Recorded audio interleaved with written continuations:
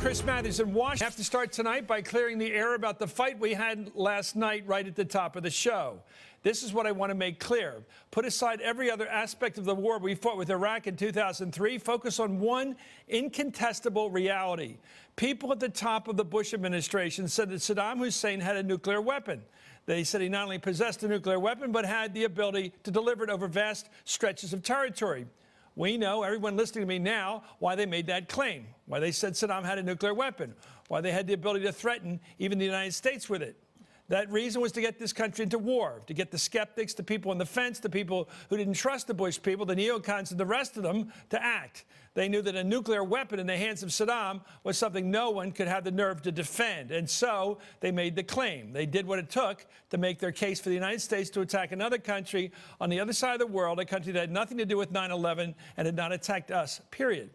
Why people bought this, why they were willing to buy this claim, is a charge against our democracy, I believe. We ought to have leaders, we ought to have opposition leaders with the guts to stand up against this rush to war on unsubstantiated claims, especially when they were so clearly the last word in a deliberate hard sell for a war on which they had long before set their hearts. I'm joined now by former Deputy Director of the CIA, Mike Morrell. He's author of a great new book with lots of talk about it, The Great War of Our Time, as well as Susan Page, a regular here on the program, the Washington Bureau Chief of USA Today. Well, let me get this straight. First of all, today in Iowa, Hillary Clinton was asked about the 2003 invasion of Iraq, which ousted Saddam Hussein, and here's her response. Given the situation in Iraq, do you think that we're better off without Saddam Hussein in power? Look, I know that there have been a lot of questions about Iraq posed to candidates over the last weeks. I've made it very clear that I made a mistake, plain and simple. And I have written about it in my book. I've talked about it in the past. And, you know, what we now see is a very different and very dangerous situation. The United States is doing what it can, but ultimately this has to be a struggle that the Iraqi government and the Iraqi people are determined to win for themselves. Her answer there varied only slightly from what she did write in the book, Hard Choices. Quote, in the book, many senators came to wish they had voted against the resolution. That was the war resolution. I was one of them. I wasn't alone in getting it wrong, but I still got it wrong, plain and simple. Well, let's go to Mike on this. I think one question last time, why did Hillary Clinton and the other Democrats vote for the Iraq war? So what I try to do in the book... Is that a question Chris, you're going to answer or not? No, I'm not going to answer. Oh, you're going to pick the question like Hillary does? Yes, yes, exactly what I'm going to do. I'm glad you're straight about this. Okay, because in the book, what I try to do is not say whether it was the right thing to do or the wrong thing to do. No, I'm not asking the right thing. Why did they go along with the case that was made? Because the context of the times, which I talk about in the book, was the United States of America had just been attacked. Not by Iraq. Wait. 3,000 people had just been killed, okay? But not because of Iraq. Well, Chris, you going to let me answer? No, but I have to challenge this at each point because you're building a case that's irrelevant. Hang on. The intelligence community was telling the President of the United States that Saddam had weapons of mass destruction. Now, let's talk English. Did they tell him, and you were there, that Saddam had a nuclear weapon, which is what Cheney and the rest were saying at the time? So here's what we said. No, Cheney said nuclear weapon. Chris, here's what we said. We said he has chemical weapons. We said he has a biological weapons production capability. Sure. And we said he is reconstituting his nuclear weapons program. No, that's not what Dick Cheney said. I'm telling you what we said. Well, you're briefing these guys to no effect then. You're telling them one thing, and they tell the country what sells their war. Chris, I am telling you what we told the American people. Was Cheney telling the truth? You got to tell me exactly what they said, and I can tell you whether it was Just before consistent. the invasion of March of 2003, former Vice President Dick Cheney said that Saddam Hussein had reconstituted his nuclear weapons. Here he is. We know he's been absolutely devoted to trying to acquire nuclear weapons, and we believe he has, in fact, reconstituted nuclear weapons. He has, in fact, reconstituted nuclear weapons. Was that true or not? So we were saying... Was that true? We were saying... Can you answer that question? No, was that true? That's not true. Well, why'd you let him get away with it? Look, my job, Chris, is You're the briefer of the president on intelligence. You're the top person to go in and tell him what's going on.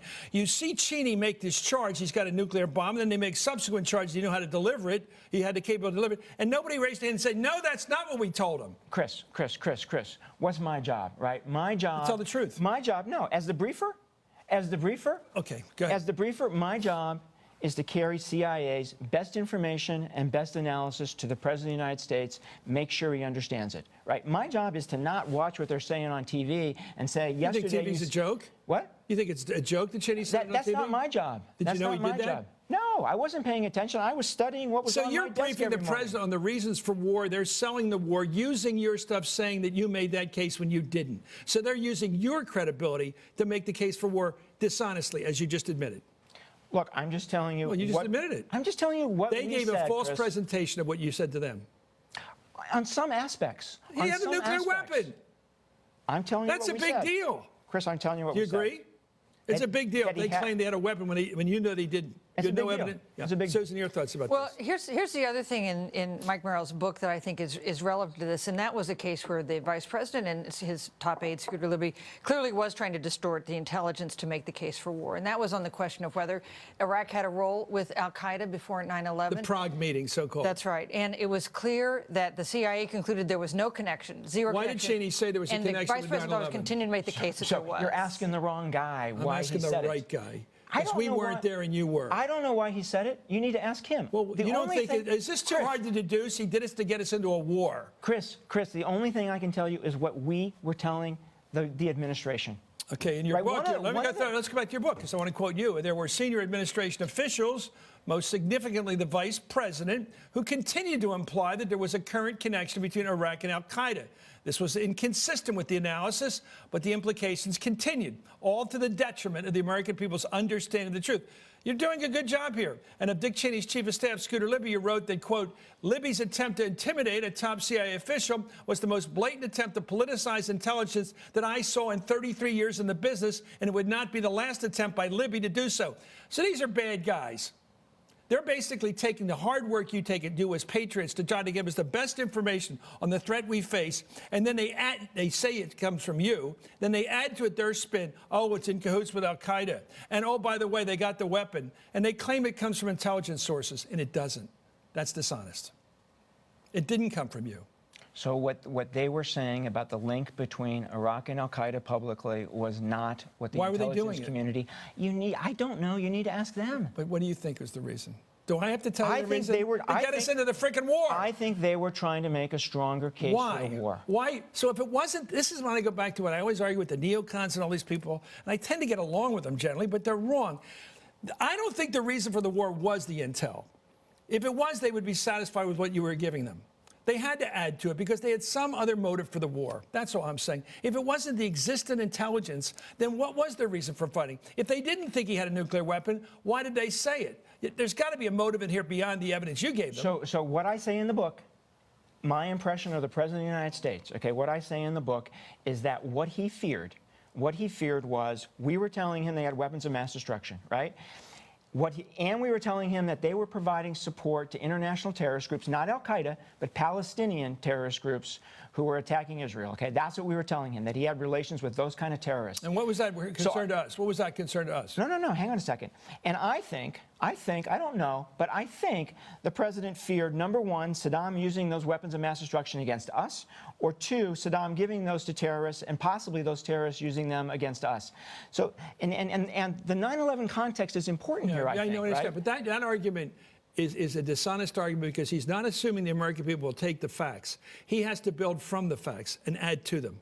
In other words, he didn't trust the case you guys made to him as justification for the war. He had to come up with his own case, which a connection to al-Qaeda, actual nuclear weapon. And by the way, nuclear weapon, maybe you've been too much in that world of the CIA to know this. To the American people, there's only one weapon they know you can't come back from. You drop the bomb, you've dropped the bomb. A guy uses nuclear, chemical, you can, not nuclear, if he deals with biological, especially chemical, you can deal with that guy in a regional situation. You drop a nuclear weapon, especially with this vehicle they come up with that supposedly could deliver it here. You know what they were up to. Look, they were trying to get us into a war under false pretenses. Yes or no? Were they trying to get us into a war under false pretenses? I don't know. I told you what I wrote in the book. What would be another conclusion than that? Give me an alternative. What I just told you about what the president you can't just stand back and say, I didn't know. Give me any other interpretation of what they did besides they wanted to get us into a war. What would that be? They wanted to get us into a war. That the president was looking at the facts. To get us into a war with Iraq. Can I say something? Sure. Okay. What I said in the book is my interpretation of the president was he was concerned about Iraq using these weapons of mass destruction or giving them to a terrorist Why didn't he group. say that? I thought that's what he essentially said. No, he didn't. I thought that's what he essentially said. The administration put out two very clear messages. It was somehow going to be getting even with 9/11 because they were somehow connected to 9/11, and they had a nuclear weapon. Those were the big cases. Susan, your thoughts? Well, so I think it's true that there was this collection of reasons that both the president and vice president had for wanting to invade Iraq, and I don't think there was confidence that that case alone was going to get the American people and the Congress. Well, here's Bush making your point. I think, but I think he went beyond what you just said. Here's Bush, the president at the time, W, suggested Iraq would threaten this country with nuclear weapons. He said Iraq might have the capacity to deliver those weapons with drones. Here he is explaining the horror case. The Iraqi dictator must not be permitted to threaten America and the world with horrible poisons and diseases and gases and atomic weapons. We're concerned that Iraq is exploring ways of using these UAVs for missions targeting the United States. Was that true that they had, you've already said they didn't have a nuclear weapon. Did they have a means for delivering a nuclear weapon? So, did your intelligence say that? So we were concerned about UAVs. It turned out to be wrong. What's a UAV? I'm sorry. A unmanned aerial vehicle. We were concerned that we had some information that indicated that he might be trying to acquire these to use them in the United States. That intelligence at the end of the day turned out to be wrong, but the president was exactly right to say what he just said because that's what we were telling him. Yeah. Look, I'm not here to defend the decision one way or the other, right? In fact, I've criticized. I'm surprised it doesn't bother you. It doesn't bother you as an American that your hard work and patriotism was abused. Look, intelligence gets politicized all the time in this town, on both sides, And what our job is, at the end of the day, is not to let that affect what we do, what we tell the president, that we call balls and strikes, we call it straight. That's the job of an intelligence officer. That's what my guys did. When we were pushed on Iraq and al-Qaeda, we pushed back. You know, we were not pushed by the administration on our judgments on weapons of mass destruction. That is a myth, right? What we said is what we believed. They didn't have to push you. In fact, they went beyond you. We were telling President Clinton exactly the same thing. Okay, as let we me were tell telling you what. President Bush. Let me explain to you my position as an American and why this infuriates me. I knew people in this business who are very objective people who finally went for the war, and we were arguing about here because of the belief that Saddam Hussein possessed nuclear weapons, and you couldn't argue with that. Once you believe that, so this final piece of the sales pitch is what did it. And to know, and now hearing it from you, that that wasn't based on fact or on evidence or any intel, that that was just made up, backs the case for why I'm so angry about that war. Anyway, thank you. Stick with us. Susan Page explains me. I'm easy to explain. I think we got talked into a war by people who aren't being honest. Mike Morrell is going to stay with us. I said up next, the U.S. operation that killed Osama bin Laden. Mike Morrell wrote a great piece about that in the Wall Street Journal last week. We're going to talk about that. Is he right or is Cy Hirsch right? I think he's right. We'll be right back with more.